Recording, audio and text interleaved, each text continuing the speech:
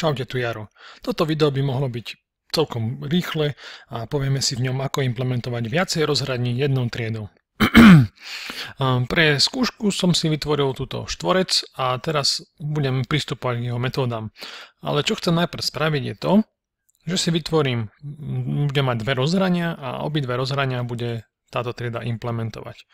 Takže, ako minule sme začali z grafický objekt, hej? Interfejs grafického objektu, ktorý má metódu vykresli sa, ktorú som potom vo štvorci implementoval tu, že vykresli sa a vypísal, že štvorce sa vykresluje, hej, implementujem grafický objekt. Teraz som si vytvoril ďalší interfejs, dal som si ho do Toysto Package prinku interfejsom a nazval som ho objekt info, hej, a ten by mal robiť, že kto som, vypíšem, že kto som, hej, takže poďme si to implementovať.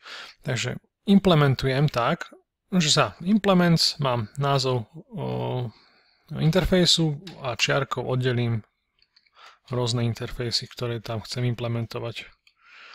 Ako som si to nazval?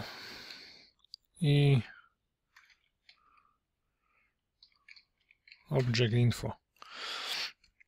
Teraz nám tu vyhodil takýmto červeným chybu a píše nám tam, že musím deklarovať metódy z interfejsu object info, alebo nazvem štvorec, že abstraktná. Ja si to implementujem. Môžem to robiť cez toto, alebo našou obľúbenou skrátkou alt insert implement methods. A máme. Teraz je tam, že return null, ale my si tam urobíme tak, že nebudem nič vrácať. Vidíte, ja som tu, že kto som, môže mi to vrátiť string, ale ja si to nechám, že to bude to void a iba vypíšeme.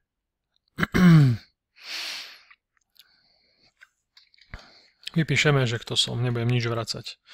Dobre. Skopírujeme. A som štvorec. Dobre, teraz mám implementované dva interfejsy a všetky metódy v oboch interfejsoch som musel naimplementovať, ak som nechcel, aby bol tento štvorec abstraktná trieda. Dobre, teraz sa to klasicky použije, hej, že cez bodky. Vytvoril som si novú inštanciu objektu štvorec, pristúpil som k vykresli sa, ktoré bolo v grafickom objekte a teraz pristúpim aj k štvorec, kto som, ktoré sme implementovali z interfejsu objekt info. Tu sme si mohli všimnúť, ako sme si už aj vraveli, že implementovať môžem viacero interfejsov. Hej, keby som dedil, môžem dediť iba z jednej triedy. Dobre, teraz to spustíme. Vypísalo štvorec sa vykresluje a som štvorec. Dobre, tak toto stačí pre toto video. Vidíme sa pri ďalšom videu, tak na ňom kliknite, dajte like, zdieľajte, napíšte komentár. Mňa to poteší, že či ste sa niečo naučili vôbec. A tak, čaute.